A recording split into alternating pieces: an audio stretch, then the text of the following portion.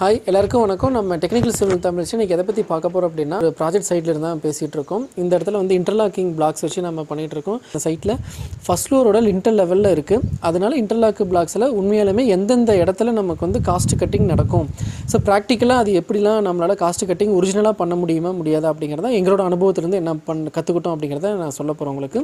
Video கடைசி வரைக்கும் பாருங்கள், அப்போ தான் உங்களுக்கு யூஸ்ஃபுல்லாக இருக்கும். வாங்க வீடியோக்குள்ளே போகலாம். ஃப்ளோர் பீரிங் ஸ்ட்ரக்சரில் தான் நம்ம டிசைன் பண்ணியிருக்க ஸ்ட்ரக்சராக. ஸோ அதனால் கிரவுண்ட் ஃப்ளோரில் நம்ம ரூஃப் ஸ்லாப் கான்க்ரீட்டில் போட்டுட்டு ஃபஸ்ட் ஃப்ளோரில் வந்துட்டு லோடு அதிகமாக கொடுக்கக்கூடாது அப்படிங்கிறதுனாலையும் ஃபார்ம் ஹவுஸ் பர்பஸ் அப்படிங்கிறதுனாலையும் மேலே வந்து மேங்களூர் டைல்ஸ் போட்டு க்ளோஸ் பண்ணுற மாதிரி பிளான் பண்ணியிருக்கோம். இப்போ என்ன ஸ்டேஜில் இருக்குதுன்னு பார்த்தீங்கன்னா, ஃபஸ்ட் ஃப்ளோரில் லிண்டல் லெவலுக்கு நம்ம இன்டர்லாக் பிளாக் வச்சு முடிச்சிருக்கு. அந்த ஸ்டேஜில் தான் இப்போ இருக்குது. ஸோ அதனால் இன்டர்லாக் பிளாக்கில் ஒரிஜினலாகவே காஸ்ட்டு கம்மியாக எந்தெந்த வாய்ப்புகள் இருக்குது காஸ்ட்டு கம்மியாகிறதுக்கு அப்படிங்கிறதான் பார்க்க போகிறோம். இப்போ இருக்கிற காலகட்டத்தில் மக்கள் மத்தியில் மெட்டீரியல் ரேட்லாம் ரொம்ப அதிகமாகி போச்சு அப்படிங்கிற ஒரு பரவலாக ஒரு பயம் எல்லாத்து மத்தியில் இருக்குது. ஸோ அதனால் எல்லாருமே அல்டர்னேட்டிவ் மெட்டீரியலுக்கு ரொம்ப தேடி போயிட்டுருக்காங்க. ஸோ அந்த வகையில் ஒரு அல்டர்னேட்டிவ் மெட்டீரியலாக தான் இன்டர்லாக் பிளாக் அப்படிங்கிறது இருக்குது. ஸோ இது ஒரிஜினலாகவே அல்டர்னேட்டிவ் மெட்டீரியலாக இருக்குமா, காஸ்ட் எஃபெக்டிவ் அந்த கான்செப்ட்டுக்கு அப்படிங்கிறத நம்ம ப்ராக்டிக்கலாக என்ன அனுபவத்தில் நம்ம கற்றுக்கிட்டோம் அப்படிங்கிறத நம்ம இப்போ சொல்ல போகிறோம். இதில் பார்த்தீங்கன்னா எந்தெந்த வழியில் காஸ்ட்டு கட் ஆகும், இது வந்து லோடு பீரிங் ஸ்ட்ரக்சராக இருந்தாலும் சரி, ஃப்ரேம்டு ஸ்ட்ரக்சராக இருந்தாலும் சரி, அந்த ஸ்ட்ரக்சரல் மெயின் காம்போனன்ட்ஸில் எந்த விதமான சேஞ்சுமே நம்ம பண்ணக்கூடாது.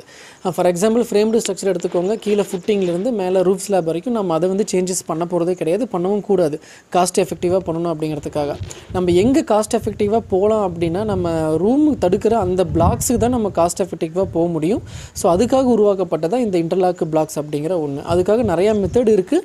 அதில் ஒரு மெத்தட் தான் இந்த இன்டர்லாக் பிளாக் அப்படிங்கிறது ஒன்று. சரிங்களா? இப்போ இன்டர்லாக் பிளாக் பண்ணுறோம் அப்படின்னா எந்த வகையில் காஸ்ட் கட்டிங் அப்படின்னு பார்த்தீங்கன்னா, ஃபஸ்ட்டு ஒன்று வந்து இதில் சிமெண்ட் குவான்டிட்டியும் எம்சாண்ட் குவான்டிட்டியும் கம்ப்ளீட்டாக வந்து ரெடியூஸ் ஆகும்.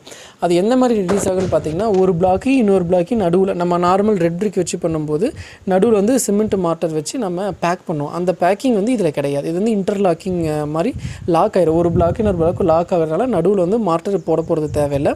ஸோ அதனால் அந்த வகையில் ஒரு ஃபஸ்ட்டு காஸ்ட் கட்டிங் உங்களுக்கு நடக்கும்.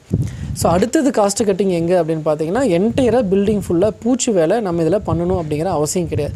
சும்மா ஜஸ்ட்டு வந்துட்டு இந்த ரெண்டு பிளாக்குக்கு நடுவில் இருக்கிற இந்த லைனை மட்டும் நம்ம கவர் பண்ணால் போதும். மழை தண்ணியோ இல்லை வேறு ஏதாவது வேறு மெட்டீரியல் ஏதாவது வீட்டுக்குள்ளே வராமல் இருக்கிறதுக்கு.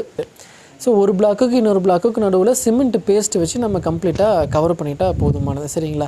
ஸோ இந்த வகையிலையும் நமக்கு சிமெண்ட்டோட கண்டென்ட் வந்து ரொம்ப லோவாக இருந்தாலே போதுமானது. இந்த வகையில் பார்க்கும்போது இந்த ரெண்டு கான்செப்டில் மட்டும்தான் நமக்கு வந்து காஸ்ட் கட்டிங் ரொம்ப எஃபெக்டிவாக இருக்கும். எப்போ இந்த இன்டர்லாக் பிளாக் வச்சு நம்ம பண்ணும்போது ஒன்று வந்து ரெண்டு பிளாக்குக்கு நடுவில் மார்ட்டர் வைக்க தேவையில்லை, அதிகமாக வைக்க தேவை. இன்னொன்று வந்து பிளாஸ்டிங் ஒர்க்கு பண்ண தேவையில்லை.